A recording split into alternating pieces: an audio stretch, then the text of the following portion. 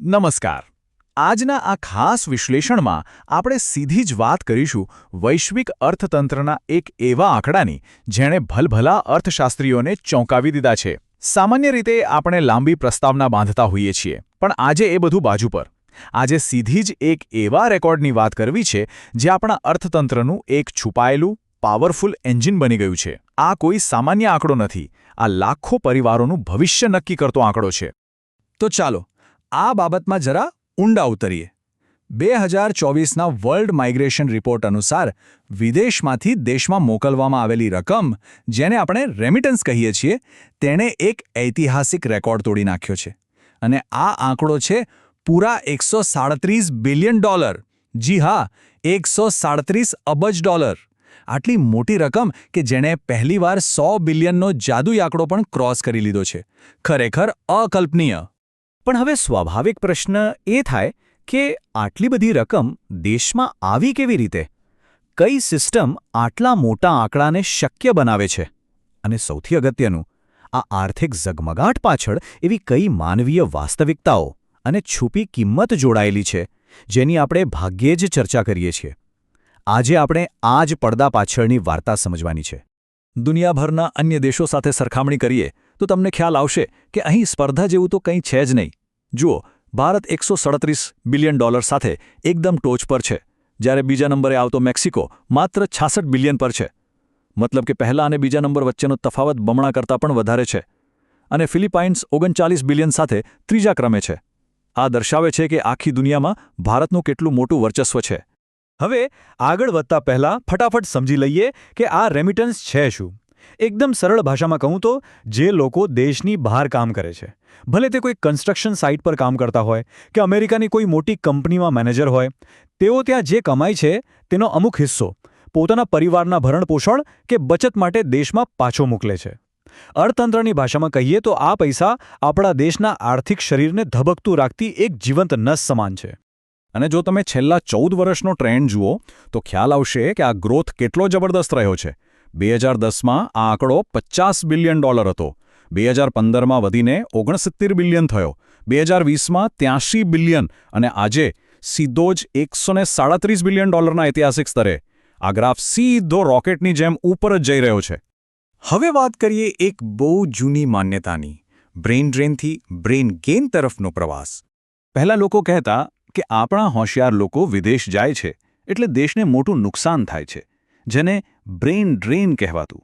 પણ હવે ચિત્ર બદલાયું છે. આ બ્રેઇન ગેઇન છે. વિદેશમાં વસતા આપણા લોકો, પછી તે દુબઈમાં કામ કરતા ભાઈઓ હોય કે સિલિકોન વેલીના ટોચના એન્જિનિયર્સ, તેઓ માત્ર કમાતા જ નથી. તેઓ એ પૈસા અહીં મોકલીને પરિવારો ચલાવે છે, બીમારીઓમાં મદદ કરે છે, જમીનો ખરીદે છે અને બાળકોના ભણતર પાછળ ખર્ચ કરે છે. એટલું જ નહીં, ફોર્ચ્યુન 500 કંપનીઓમાં બેઠેલા આપણા હોશિયાર સીઈઓ દેશ માટે એક જબરજસ્ત સોફ્ટ પાવર ઊભી કરે છે. આ બધી બાબતો સીધી જ આપણી રાષ્ટ્રીય તિજોરી ભરવા સાથે જોડાયેલી છે. આપણા દેશના વિદેશી હુંડિયામણ ભંડોળને તમે એક મોટી રાષ્ટ્રીય તિજોરી માની લો. આ તિજોરીનું મહત્વ સમજવું હોય તો 1991નો એક કપરો સમય યાદ કરો. ત્યારે દેશ સમક્ષ એવી ગંભીર કટોકટી આવી હતી કે આપણી આ તિજોરી લગભગ ખાલીખમ થઈ ગઈ હતી. વિદેશથી ક્રૂડ ઓઇલ, ઇલેક્ટ્રોનિક્સ કે સોનું ખરીદવા માટે આપણી પાસે માત્ર 14 દિવસ ચાલે એટલું જ વિદેશી હુંડિયામણ બચ્યું હતું. એ પરિસ્થિતિ ખરેખર બહુ ડરામણી હતી. પણ આજે 1991ના એ ચિત્રને આજના સમય સાથે સરખાવી જુઓ. આજે એ જ તિજોરીમાં લગભગ $600 બિલિયન જંગી ભંડોળ છલકાઈ રહ્યું છે. આટલો મોટો ચમત્કાર કેવી રીતે થયો? તેમાં ઘણા પરિબળો છે, પણ આ સતત વહેતો રેમિટેન્સનો પ્રવાહ એમાં સૌથી મોટો ગેમ ચેન્જર સાબિત થયો છે. અને આના પરથી એકદમ સ્પષ્ટ થાય છે કે આ આખી સાયકલ કેવી રીતે કામ કરે છે. જુઓ, સ્ટેપ 1, લોકો વિદેશમાં જઈને ડોલર કે પાઉન્ડ કમાય છે. સ્ટેપ 2, એ કમાણી તેઓ દેશમાં પાછી મોકલે છે. અને સ્ટેપ 3, જ્યારે આ વિદેશી ચલણ આપણા રૂપિયામાં કન્વર્ટ થાય છે ત્યારે એ સીધું રિઝર્વ બેંકની તિજોરીમાં જમા થાય છે. આ પ્રોસેસ રોજબરોજ થાય છે, જે આપણને નિકાસની ખાધ પૂરવામાં મદદ કરે છે, ડોલર સામે રૂપિયાને ટકાવી રાખે છે અને દેશને ફરી ક્યારે પેમેન્ટની કટોકટીમાં પડવા દેતી નથી. હવે ઘણાને એમ થાય કે તો પછી રેમિટન્સ અને વિદેશી રોકાણ એટલે કે એફડીઆઈમાં ફરક શું છે? ચાલો એ પણ સમજી લઈએ. આ બંને દેશના વિકાસ માટે કામ તો કરે જ છે, પણ અલગ અલગ રીતે. રેમિટન્સ એ એવા પૈસા છે જે સીધા સામાન્ય લોકોના હાથમાં આવે છે. એનાથી ઘર ચાલે છે, રોજબરોજના ખર્ચાઓ નીકળે છે અને બેંકમાં નાની બચત થાય છે. જ્યારે બીજી તરફ ફોરેન ડાયરેક્ટ ઇન્વેસ્ટમેન્ટ એટલે કે એફડીઆઈ, દાખલા તરીકે ટેસ્લા જેવી કોઈ કંપની દેશમાં આવે તો એ પોતાની સાથે નવી ટેકનોલોજી લાવશે, આધુનિક મેનેજમેન્ટની સ્કિલ લાવશે અને મોટા પાયે ફેક્ટરીઓ નાખશે. એટલે દેશના સંપૂર્ણ વિકાસ માટે આ બંને બાબતો અત્યંત આવશ્યક છે. હવે આ સ્લાઇડમાં જે સૌથી રસપ્રદ બાબત છે તે એ છે કે આ રેમિટન્સના પૈસા જઈ ક્યાં રહ્યા છે. આ પૈસાનો એક બહુ મોટો હિસ્સો સીધો જ આપણી યુવા પેઢીના શિક્ષણ અને કોમ્પિટિટિવ એક્ઝામ્સની તૈયારીઓ પાછળ ખર્ચાઈ રહ્યો છે. આ કોઈ સામાન્ય ખર્ચ નથી હો, આ માનવ મૂડીમાં થઈ રહેલું રોકાણ છે જે આપણી આવનારી પેઢીને આખી દુનિયા સાથે સ્પર્ધા કરવા માટે તૈયાર કરી રહ્યું છે. પણ હવે વાત કરવી છે સિક્કાની બીજી બાજુની, આ અબજો ડોલર પાછળ ચૂકવાતી છુપી માનવીય કિંમતની. આર્થિક ચમકદમક પાછળની વાસ્તવિકતા ખરેખર બહુ કઠોર છે. જરા વિચારો એ પરિવારોનું જેઓ વર્ષો સુધી એકબીજાથી દૂર રહે છે, એ બાળકોનું જેમના પપ્પા કે મમ્મી એમની સાથે નથી હોતા. વિદેશમાં મજૂરી કરતા એવા હજારો લોકો છે જેમના પાસપોર્ટ જપ્ત કરી લેવાય છે અને તેમને અતિશય ખરાબ પરિસ્થિતિમાં કામ કરવું પડે છે.